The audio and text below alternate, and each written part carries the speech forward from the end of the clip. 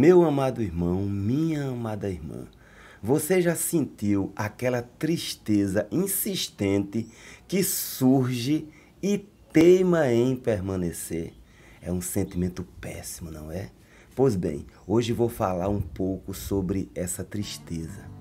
Ela não chega a tirar a nossa paz por completo e também não nos permite se sentir desamparados por Deus, mas que amarga a vida, de certa forma, ela amarga, viu? Graças ao Deus que nos dá o escape do alto para vencê-la.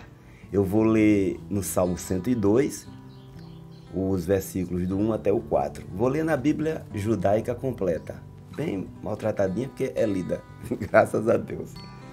Bíblia Judaica completa, compre para sua biblioteca. Diz assim, Salmo 102, do 1 ao 4. Adonai, ouve minha oração, que meu clamor por socorro chegue a ti. Não escondas tua face de mim, enquanto estou nesta angústia. Volta teus ouvidos para mim. Quando eu chamar, sê rápido em responder. Pois meus dias desaparecem como fumaça, e meus ossos ardem como um forno. Estou quebrado e murcho como a relva. Esqueço até de comer. Que situação terrível, né? Se trata aqui de um salmo de lamento, com um caráter penitencial. E o escritor ele estava muito angustiado, como a gente viu. Nesse caso aqui, ele tinha uma motivação. As pessoas que ele classifica como inimigos zombavam e insultavam ele e lançavam maldição também durante todo o tempo. Mas a motivação para a tristeza ela pode ser qualquer outra ou algumas vezes até sem uma motivação que justifique. Quando a tristeza se instala, meu irmão, os dias eles vão se passando vagarosamente. Pode observar aqueles dias cinzentos, sem brilho. Fica aquela indisposição para as tarefas que a gente tem que executar, mas o corpo assim não reage, sabe? E parece até que conspira contra nós. É desse jeito. Tudo que a gente inventa de fazer ou tenta fazer acaba se tornando um peso. Às vezes, nem sempre. O desprazer, ele não larga do pé até nos eventos que nos proporciona satisfação, como um bom bate-papo com os amigos, que eu gosto, os cultos na igreja, que é uma maravilha para a gente, ouvir música. Essas coisas vão perdendo o encanto, a vida vai ficando insossa. E este sentimento, ele está cada vez mais, meu irmão, atingindo as pessoas. E isso é devido aos tempos trabalhosos que a gente está vivendo. Essa facilitação tecnológica, a rapidez das informações e a enxurrada de farsas nessas informações, isso vai provocando dificuldade até da gente entender o porquê de tanta tristeza. É uma espécie de sabotagem conjunta contra a boa vontade, não é assim?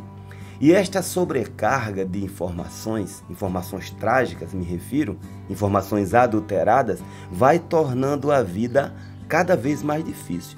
Afinal, a gente é humano, né? Então, é muito natural que o corpo e que a mente reajam, até porque eles fazem parte de todo esse cenário, fazem parte de nós, são composição indispensável da nossa vida. Tem mais. Diariamente, você gostou aí da redundância? O corpo e a mente é indispensável para a nossa vida.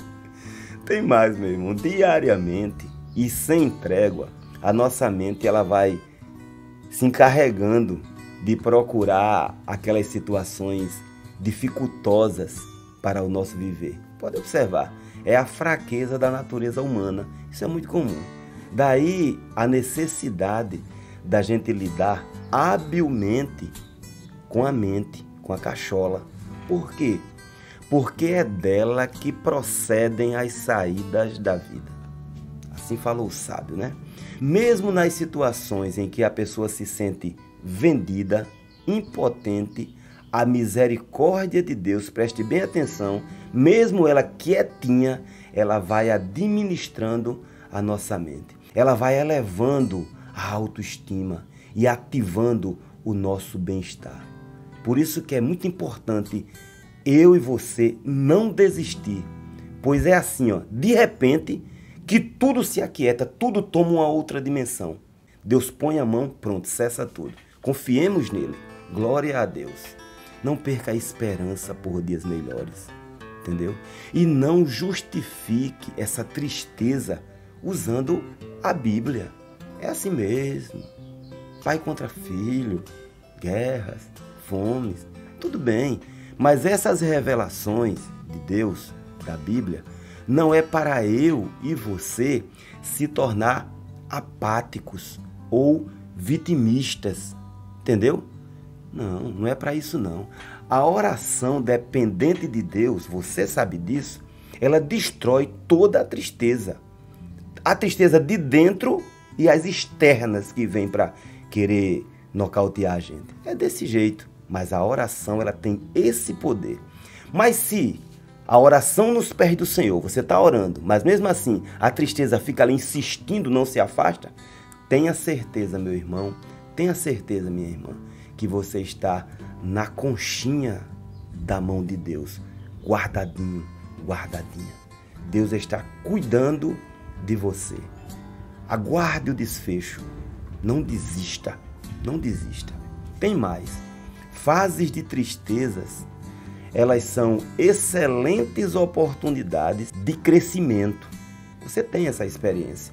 Por isso, sempre é valioso aquele balanço pessoal, aquela introspecção, aquele diálogo com a própria alma, com o próprio ser, entendeu?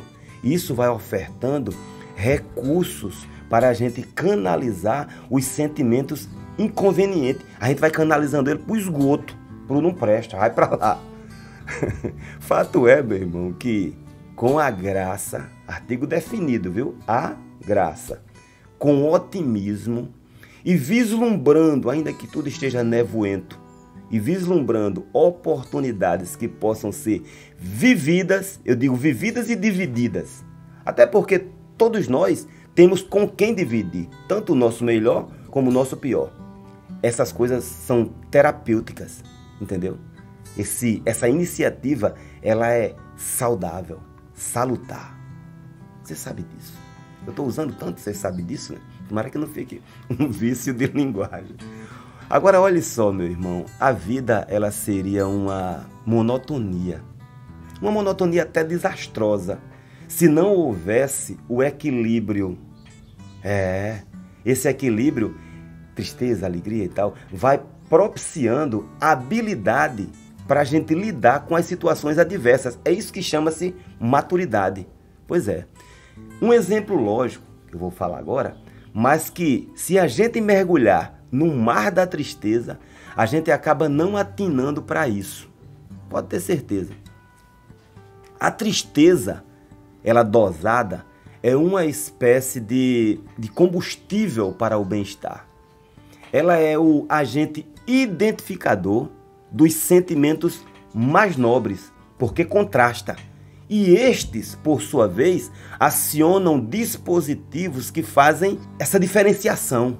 E a gente vai o quê? Entrando na alegria de viver. Ou aproveitando a alegria de viver, porque a gratidão, ela se manifesta na alma. O que eu e você precisa, de fato, é não perder a comunhão com Deus. Se a gente perder, meu irmão, a tristeza, ela pode se tornar profunda e crônica. E uma outra coisa, essa falácia que após a entrada no Evangelho, a vida, ela se torna colorida, os problemas desaparecem, somem. Isso isso causa efeito negativo. A grande bênção de ser crente em Jesus é ter a certeza da vida eterna. Vida eterna no céu, com Deus. Isso é uma maravilha, aquieta qualquer situação, por mais angustiante e triste que ela seja. E devido à devoção diária que a gente passa a ter quando se converte, a gente vai se sentindo de fato amparado por Deus, apesar das tristezas. Apesar das tristezas. Ouça bem esse testemunho. Eu vou citar o nome, mas nem falei com a pessoa. Mas eu tenho certeza que ela não ficará entristecida por causa disso, nem chateada. Marineide, a minha esposa, ela tem uma amiga por nome de Irmã Gracinha. Ela é ali da Assembleia de Deus de Gramoré, da zona norte de Natal. O próprio nome da irmã já diz tudo, né? Gracinha. Deus ele deu uma capacidade para aquela irmã incrível, tanto de se relacionar bem com as pessoas, como de suportar adversidades. Num período, meu irmão, de aproximadamente 2 anos, menos de 2 anos, a vida da irmã Gracinha ela virou de ponta cabeça, como se diz. A sua filha mais nova, ela tinha 2, a sua filha mais nova, ela se casou e estava grávida do primeiro filho. Era um sonho.